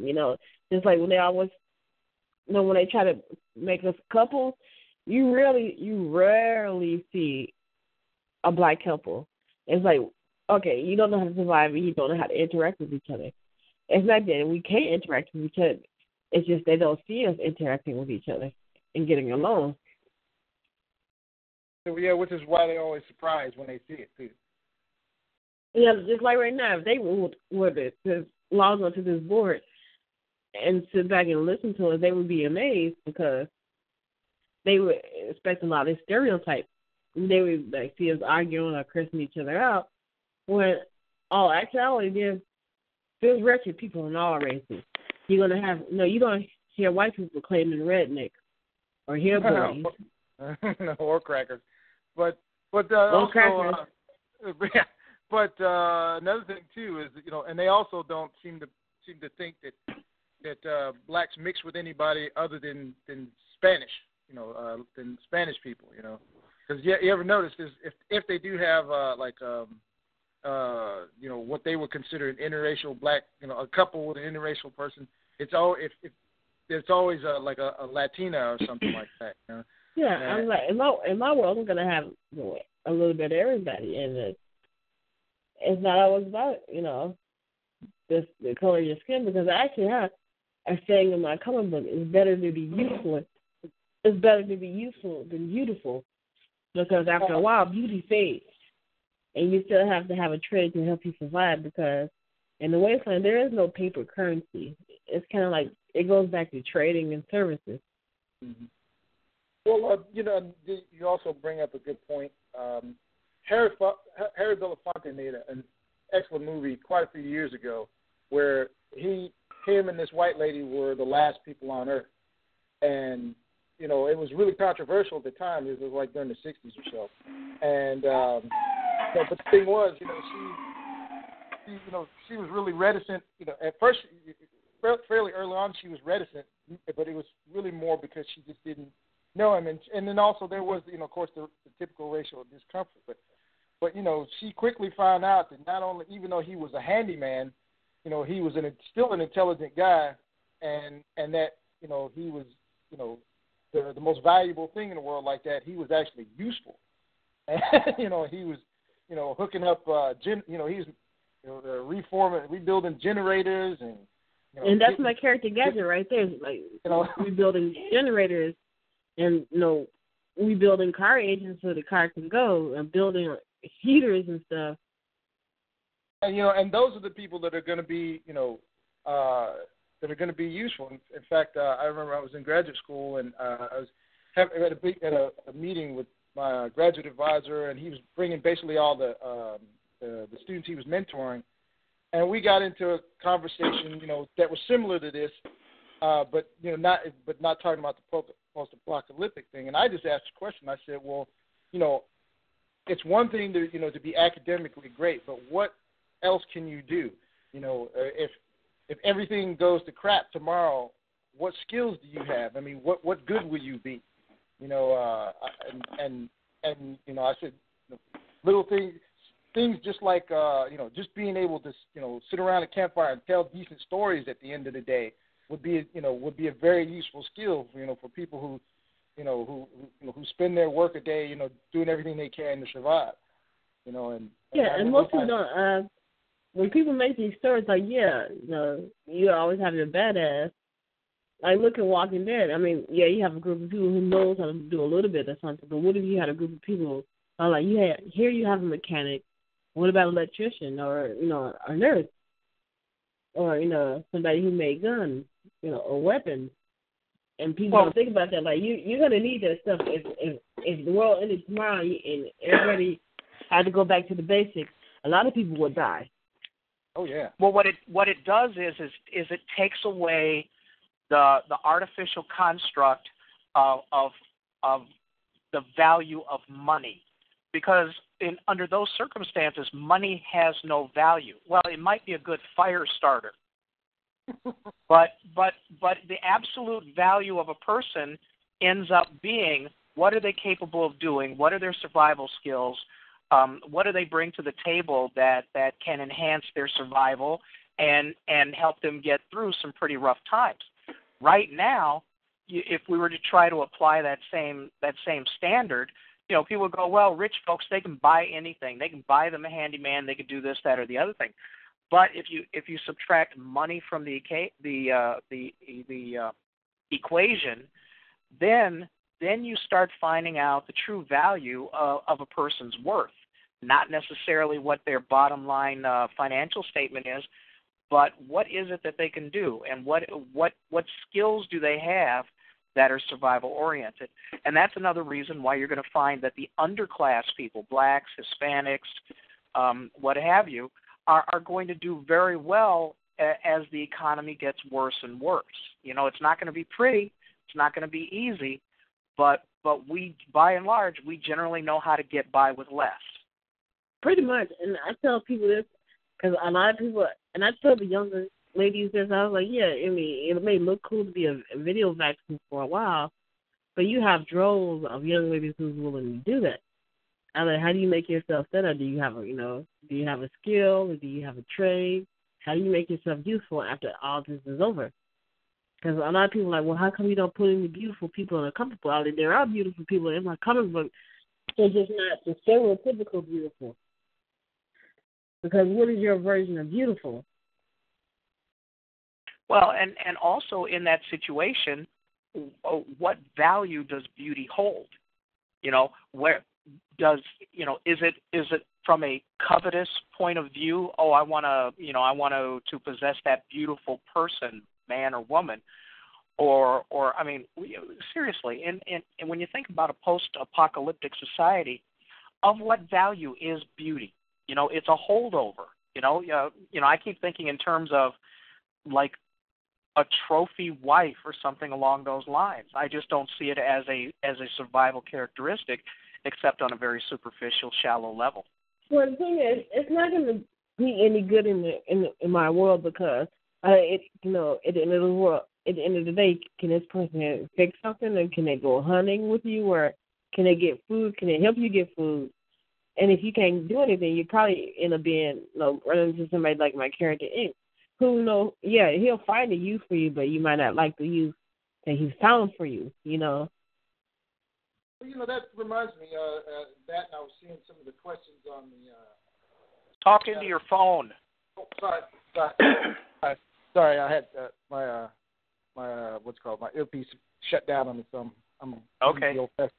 But anyway, I saw some of the on some of the chatter in the little chat thing here that brings up this point. Like on the show Spartacus, there's that the lone black female character, what was her name, Navia.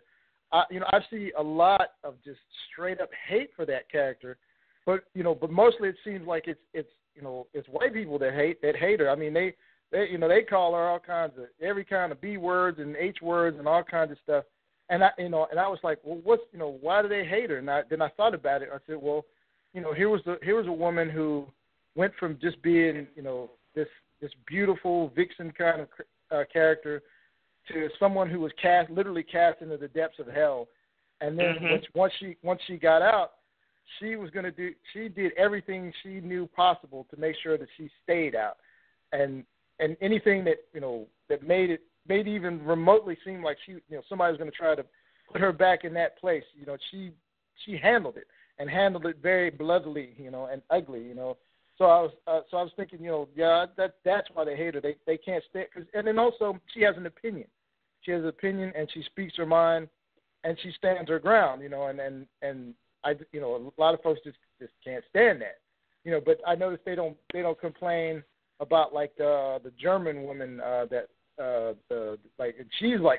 She's probably in many ways more savage than Navia is. I mean, she's constantly running around chopping people up. But the thing is, I noticed that her character seems to technically know her place. She kills when she's supposed to, and then she spreads her legs when she's supposed to, and then the rest of the time she kind of keeps her mouth shut. So I guess that's cool with them. Well, you know what? They don't see us, and I tell a lot of people this because I was watching a TV show when there's, I don't remember what it was because it was a long time ago. I liked it a lot, but they cut it off pretty soon because, this black character, he's very intelligent. He went through hell. I mean, he grew up and went through the ranks of everything, but he knew how to break people down and look at the human side of them and deal with them accordingly, and people didn't like that. And they canceled that show, and I was kind of upset because, this was a cool character because I was like, yeah, you hate this. They would call him assholes and niggers and spooks and calling him all types of messed up stuff. But when you have a white character who was doing the same thing, he was badass. He's the anti-villain, and I was like, okay, well, you guys are full of shit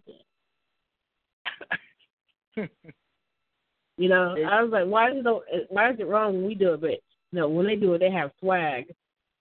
Well, it's back to that to that whole knowing our place or whatever, or knowing the place that they want us to be in. That and the fact that we deviate from what their perceptions of what we're supposed to, or what they think we're supposed to be. Then there's just some people that just cannot accept the cultural reality that what you think somebody is not exactly what they are. In fact, more often than not, it's either the complete opposite or not even close. Yeah, but you know what? This is entertainment for Middle America, and Middle America is, I don't want to call them conservative, but I will call them retarded in terms. Wait. In terms of timeline, all right. So remember you had the whole Beaver Cleaver kind of thing that was even past its prime when the TV show was on. So when I say retarded, I mean moved back in time, skewed back in time. It's a strange dichotomy of American entertainment culture, because if we were to be very honest, when we look worldwide, American urban culture pretty much rules the roost. You have Asians who look at American urban culture. You have Middle Easterners, Iranians. The Iranian people are very, very much like we are. They're in love with the same kind of cultural things that we are, the same cultural memes. It's just their rulers who are not. But American urban culture rules the world, because you can trace the music. You can look at who's hot, who's not. You can look at the videos. You can not so much the movies, because what do we have coming out? You have someone like Tyler Perry who goes after low-hanging fruit. But at least in terms of music and that the immediacy of culture, you have everybody else glomming onto and hanging on to Black American culture.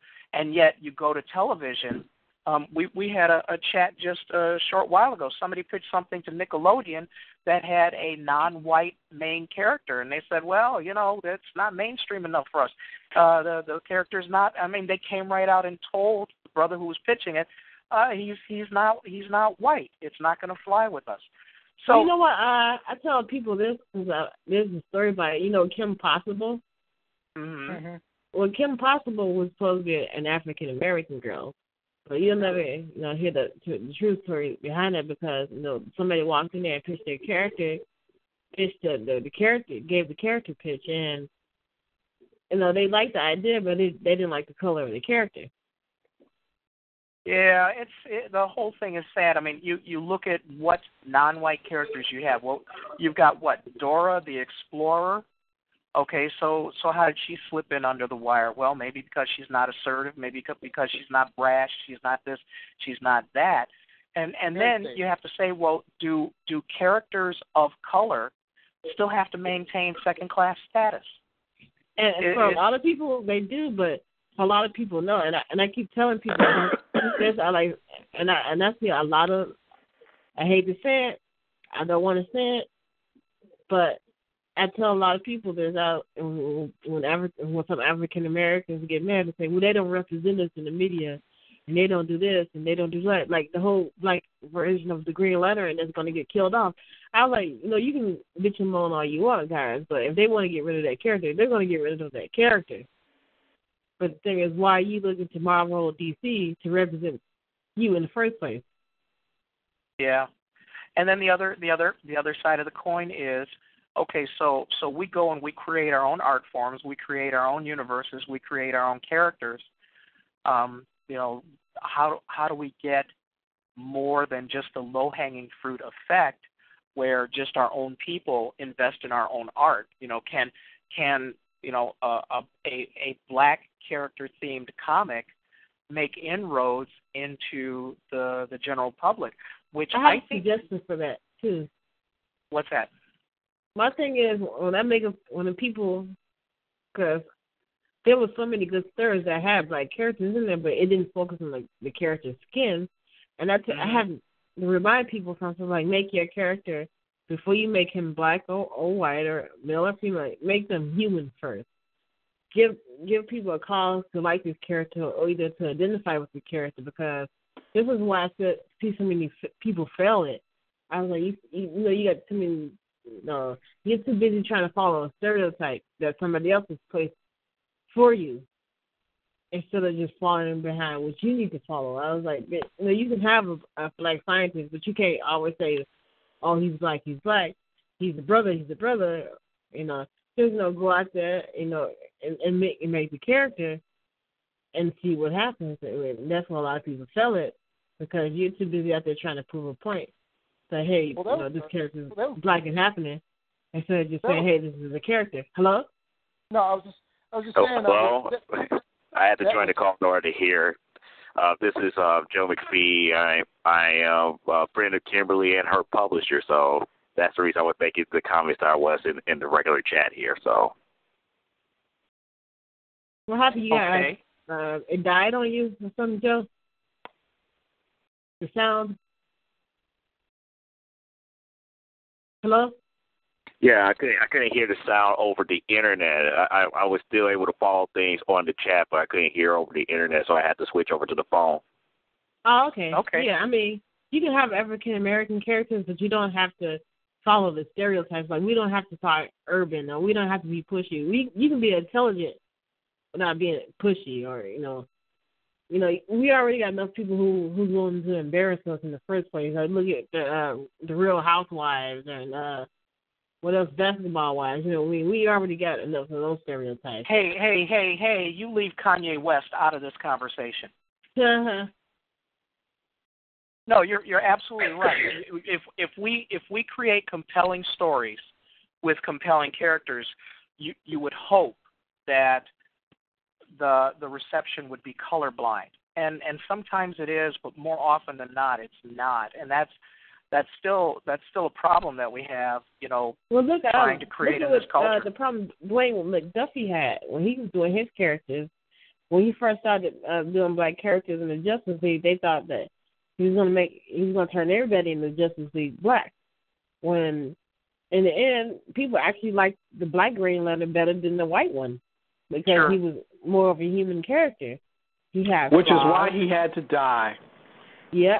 No, actually, they repealed the death notice on John Stewart. Oh, John's going to get to live? They're not going to kill him now? They're not going to kill him. No. And the strange thing about John Stewart was the fact that he overtook popularity from Hal Jordan back in the 70s. He was the most popular Green Lantern, in the 70s, 80s, and 90s, and they went away from him for a while. And then when they brought him back, he overtook popularity again. So, in other words, right now, I believe for this upcoming Justice League movie, they're trying to push Hal Jordan because they want to use Hal Jordan for the new Justice League movie instead of John Stewart. So but you know what? That would make the Justice League entirely, totally white again. And I'm like, though the Avengers were totally white and green, so I guess that doesn't really seem to be an issue to anybody. Green and white, because remember, he's kind of half and half. Okay, so he's Jade, but I mean, it's irksome when you sit and you look at it and say, in this day and age, are we still saying we cannot get a colored superhero even to show up as a second stringer? I mean, come on, we got Hawkeye. It's not just that. We had the Black Widow. What was she looked good shooting people? I mean, really, was that it? It's not just that. You have, again, there's an aspect of business and there's an aspect of what people want. When people start buying into characters of other nationalities, they have to really put their money behind it to get big business to say, okay, let's feed them more. Well, you know what? It can't just be a flash in the pan. I took my money from both DC and Marvel. I was a comic collector for 24 years, for over 25 years. I stopped buying DC and Marvel comics when I got to the point where I realized they were never going to give black characters, or any minority character for that matter, the time of day, the effort, the energy, the love they gave to any other character. If you're a white character, you can have the power to alter reality for breakfast. If you're a black character, you can barely lift your head and walk at the same time. Well, see, now that's the perfect opening here for everybody to go out and to purchase, Kimberly's World and her comic, because purchasing power and ratings and word of mouth, those things are very strong. And the more publicity, the more marketing push, the more buzz. And Kim, I think you're doing well to go to these Comic Cons and actually talk to the sources of all of these other worlds and get in with them, because I can't see a better way of trying to build up a little community of support around your product. Well, you know, and I tell a lot of people this. I was like, everybody has their own fantasies that they want to write. And Right. it's getting to middle America. In fact, I tell a lot of people that it's getting past middle America. Like, don't be afraid to look at other countries and have, distribute over there, because middle America, they're going to want and have their own heroes. And I tell a lot of people this, too, as well. I was like, you're going to have whites who want to see, who want to identify with their own characters.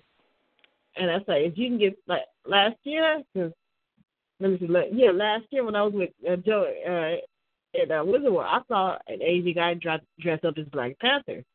And I thought that was pretty cool, because to me that broke a color barrier, because he didn't see black and white. He just saw, hey, this is a badass character. And then a couple of months later on, they raped the character. Like, they broke him and tore him up. I was like, how did Black Panther go on to be one of the top leading characters to being like, okay, he lost his kingdom. He lost his title, even though his sister didn't beat him. And, he lost his marriage. I was like, they made him like a totally badass character to somebody who was codependent, couldn't live without his wife, was whiny all the time. I was like, this isn't Black Panther, this is somebody else. That's and because again, she don't want me to talk about that type of stuff, because this is where I get a lot of the inside stuff as a publisher. I get to talk to some of the writers and everything, and it comes back down to the bigger publishers not getting the right people to write the characters. They're getting people who don't want to go back and read the old stories to bring out a more compelling story for a Black Panther or a Luke Cage or a lot of these characters that we, keep near and dear to our hearts. They don't want to do it. That is true. Hold on a second. You've been listening to Genesis Science Fiction Radio, a service of the Black Science Fiction Society.com website. This is the April 5th, 2013 edition. We have been blessed with a great guest, Kimberly Moseberry. She is an artist. We'll have links to all of her art and the other fine products that she's going to be releasing. One a comic book, another one a book. We've had a great 2-hour online chat with her, and unfortunately we're running out of time, and what I want to do is, again, I want to ask Jarvis, you got any closing words? Yeah, see, he said no. He said close it out. All right. Ladies and gentlemen, thank you for listening. Again, this program is every Friday, not always starting at the exact same time, but always available for people to listen. The podcast goes up very shortly after we do the show, and for those of you who are online, stay tuned for the little after party. Again, this is Genesis Science Fiction Radio, a service of BlackScienceFictionSociety.com, and I want to wish you, everybody, a great weekend, and we'll see you back next week. All righty now. That was excellent. That was excellent. That was excellent. That was excellent. That was excellent. That was excellent. That was excellent. That was excellent. That was excellent. That was excellent.